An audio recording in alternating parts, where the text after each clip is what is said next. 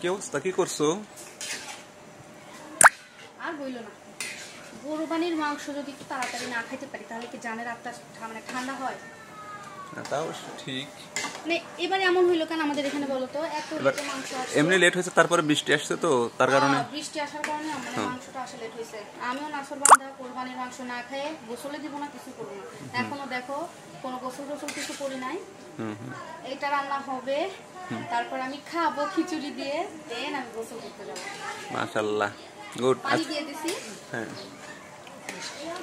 এই যে এখন এটা হচ্ছে কষাচ্ছি আর কি। হ্যাঁ, মশলা দিয়ে আগে খুব সুন্দর করে মাখাই টাখাই আগে পানি ছাড়া কষাই নিচ্ছি। এখন এটা পানি দেওয়ার পরে একটু সেদ্ধ হবে। কি আজকে কি খাবা? 2-1 টুকরো? হ্যাঁ, আজকে অবশ্যই তো খাইতে হবে, কমপক্ষে 2-3 টুকরো তো খাবোই। ওটা কি পিছু করছো?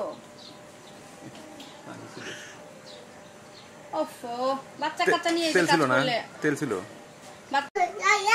দাঁড়াও বাবা, তুমি গরমে তো একদম ঘেমে গেছো, আর তো অনেক পরিশ্রম আজকে তোমার।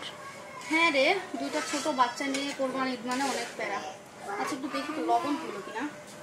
ও বাবা গো, কি গরম, হাতও দিতে পারছি না। ঝাল হয়েছে মাশাআল্লাহ, ঝালে কম নেই, কিন্তু ঝাল এত তো দিতে চাই নাই, হয়ে গেল ঝাল। আচ্ছা এখন একটু ঢেকে দেই। একটা সমস্যা হয়েছে কি জানো, প্রেসার কুকার নাই এখানে। যদি প্রেসার কুকারটা থাকতো তাহলে দেখা যেত মাংসটা চট করে হয়ে যেত। যেহেতু প্রেসার কুকার নাই, আমাকে কড়াইতে কষাইতে কষাইতে কষাইতে একটু লেট হয়ে যাবে। এতটুকু, তাছাড়া কোনো সমস্যা নাই।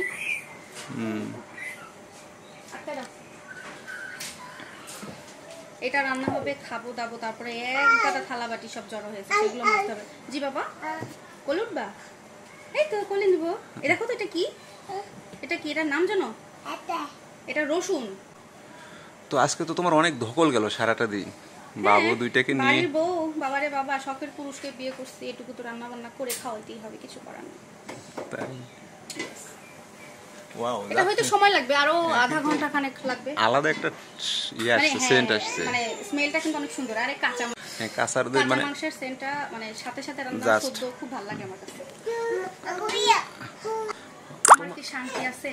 এই মাংস রান্না হলো, একটু খাবো কি খাবো না, দুপুরে অবশ্য খাইছি একটু যা রান্না করছিলাম। এটা খাওয়া একটা আলাদা ফিলিংস।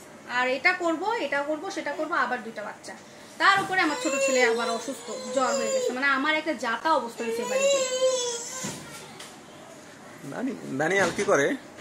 এই যে দানিয়াল কি করে মানে, দানিয়াল হচ্ছে এই যে আমার সাথে এসে রান্না করতেছে। দেখাইতে পারতেছি না, ও ড্রেস পরা নাই, এই জন্য সবার সামনে আর কি নিব না। প্রচুর গরম, তার উপরে গরম তো, এই জন্য আর কি ড্রেস ট্রেস পরাই নাই এখন। ওকে, দেখ অনেক পরিশ্রম করছো, ধন্যবাদ। এটা ভালো, তুমি যে আমাকে এত হেল্প করছো, তুমি না থাকলে আমার হয়তো এগুলো সম্ভব হতো না, বুঝছো? এরকমই থাকি সারা জীবন, হেল্প করো। ওকে, ঠিক আছে।